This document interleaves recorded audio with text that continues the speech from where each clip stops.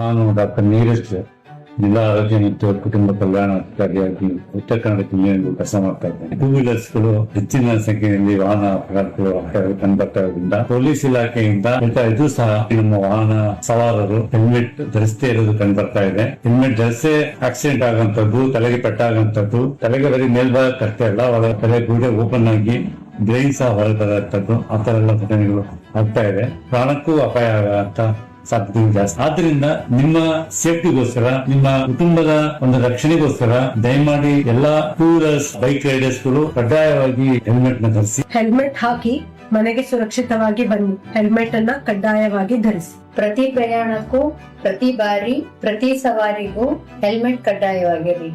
ಸುರಕ್ಷತೆ ಮೊದಲ ಹೆಜ್ಜೆ ಹೆಲ್ಮೆಟ್. ಕಡ್ಡಾಯವಾಗಿ ಇದನ್ನು ಧರಿಸಬೇಕು.